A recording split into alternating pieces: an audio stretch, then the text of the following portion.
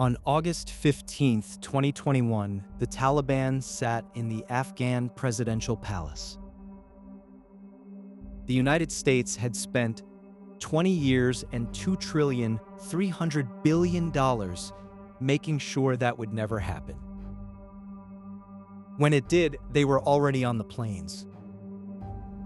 Then the world froze $9.5 billion of Afghan money in New York banks overnight. Within 2 years, Afghan families were selling their children to neighbors who could feed them because their own parents couldn't. And in 2026, it is still getting worse right now while you watch this video.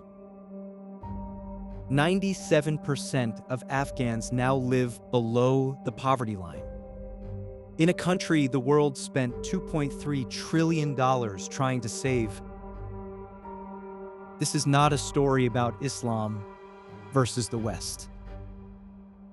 This is a story about money, power, and what happens when the most expensive nation-building project in history gets abandoned for reasons that had nothing to do with the Afghan people. The $2.3 trillion that vanished, the 11 days that erased 20 years, the $9.5 billion still frozen in Western banks, the war next door bleeding Afghanistan dry right now, and the 40 million people left inside, all of it. These were not projections. These were real people. Doctors, teachers, engineers who built their lives around an assumption. The assumption that this was permanent. That is what makes what came next so devastating. An additional $800 billion went to direct military operations. By the end, the US was spending more every single year in Afghanistan than the entire Afghan economy was worth. And then the decision was made in Washington, not Kabul, that it was time to leave. The Afghan people were not consulted, they were informed. What happened next is something the US military has never officially acknowledged. Here is what actually happened on the night of July 1st. American forces at Bagram Air Base, the strategic heart of the entire 20-year operation, shut off the electricity and drove away. No handover, no warning, no coordination with Afghan commanders. Soldiers arrived the next morning to find the base abandoned, power cut, and looters already moving through the hangars. From the moment the Taliban began its offensive in early August to the fall of Kabul, 11 days. The Afghan National Army, 300,000 trained soldiers, effectively dissolved. Not because they were outfought, because they weren't paid, weren't resupplied, and received no air support. The US had built an Afghan military entirely dependent on American logistics, American air cover, and American contractors to maintain its equipment.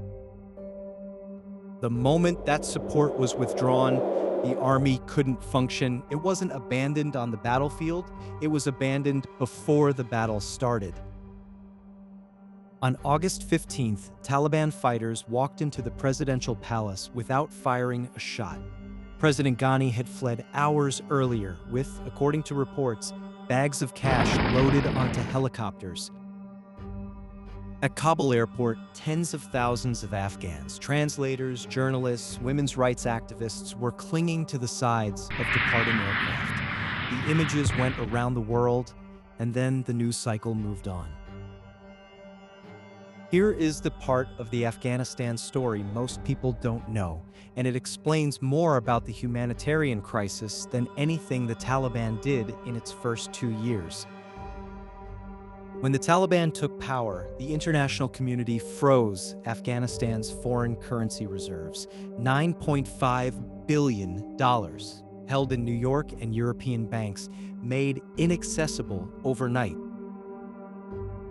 A central bank without reserves cannot stabilize its currency, cannot pay civil servants, cannot fund hospitals or schools. Within months, it couldn't do any of those things. Doctors worked without salaries, hospitals ran out of medicine, the Afghan currency collapsed. The Taliban didn't cause this immediate freefall. The frozen reserves did. Of the $9.5 billion, $7 billion sat specifically at the Federal Reserve in New York. Biden split that $7 billion into $3.5 billion to a Swiss trust fund for Afghanistan and $3.5 billion earmarked for 9/11 compensation claims. The Afghan government got neither. 3 years later, the mechanism for actually distributing that trust fund money remained disputed. Lawyers argued, committees met, Afghans waited.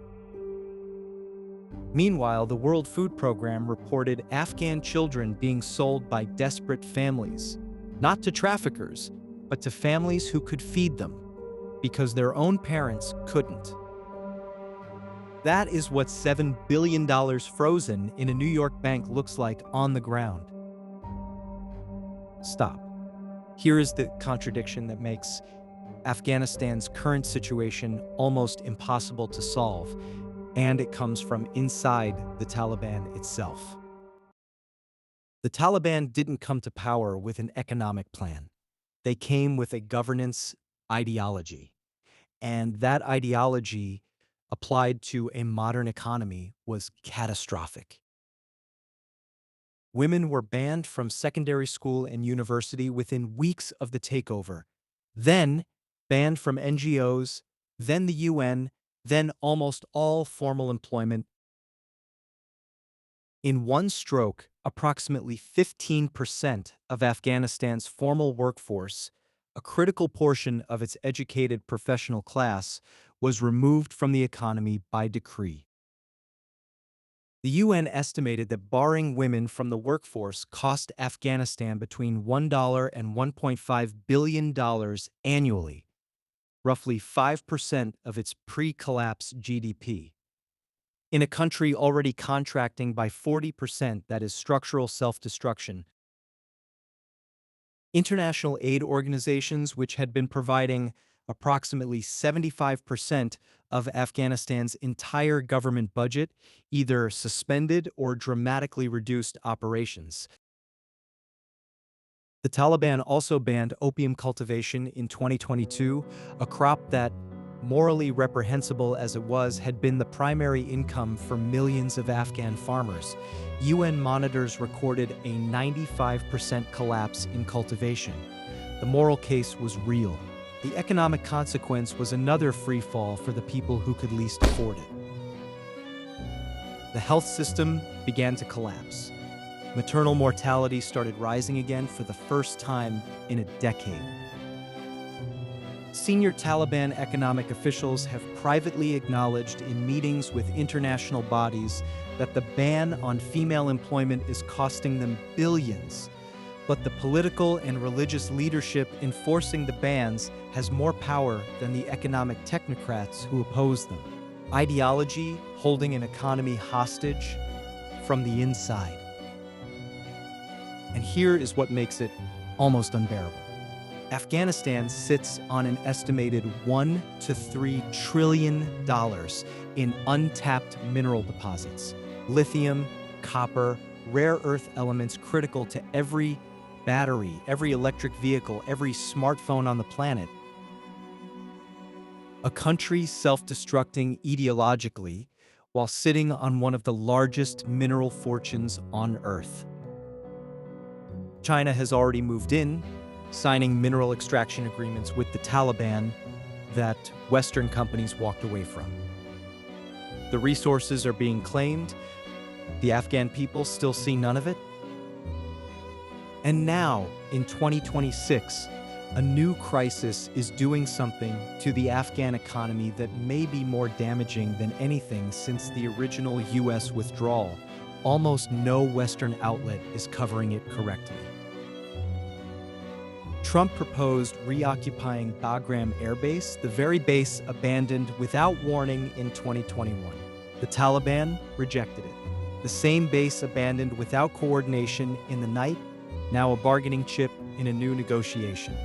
The Afghan people weren't consulted that time either.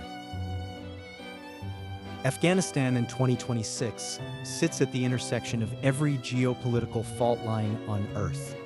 The US, China, Russia, Pakistan, India, Iran, all with interests in what happens next. None of them with a clear plan for the 40 million people living there. So what does a normal day in Afghanistan actually look like right now? You wake up and check if there is internet. Often there isn't. You check if there is electricity. Often there isn't that either. The price of basic food has risen sharply. A family that once survived on a modest salary is now choosing between eating and everything else. For women, daily life has contracted to almost nothing. No school after 12, no university, no formal job, no going outside without a male guardian in most provinces. There is a 24-year-old in Kabul, call her Fatima. Before 2021, she had 2 years left in her engineering degree. The week the Taliban took power, she burned her university ID in her backyard out of fear of what they might do if they found it. She is still in Kabul. She teaches algebra to her younger sister in their kitchen with the curtains closed. Fatima is not alone. Across Afghanistan, teachers risk prison to keep educating girls behind closed doors. The hunger for knowledge hasn't disappeared. It has been forced underground. The educated, the professional, the connected, they left in 2021 and haven't come back. What remains is a country running on survival, not ambition. $2.3 trillion spent. 97% of the population in poverty. 1 to 3 trillion in mineral wealth underground. 23 million people facing food insecurity above it. 300,000 trained soldiers. An army that dissolved in 11 days because it was built to need someone else to function. A government that knows its gender policies are destroying its own economy and enforces them anyway. A neighbor cutting off $4.2 billion a month in trade while the world debates legal frameworks for frozen reserves that still haven't moved. 40 million people treated as a chess piece by every power that has ever entered their country, and a world that keeps looking away the moment the crisis becomes inconvenient. The story isn't simple, and anyone telling you it is selling you something. Was any of this inevitable? The honest answer is no. What Afghanistan has never had is the chance to build something for itself, on its own terms, without someone else deciding what form that should take. The minerals are still there, the water is still there, the agricultural land is still there.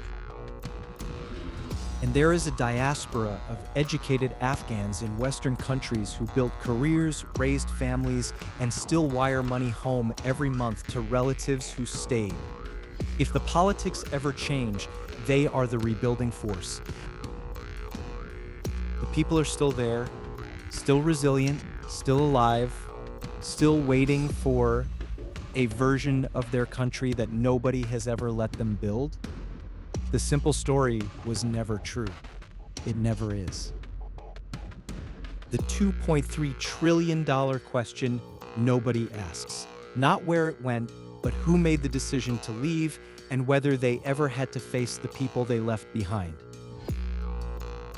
Drop your story in the comments. We read every single one. If this gave you something to think about, subscribe to Global Uncovered.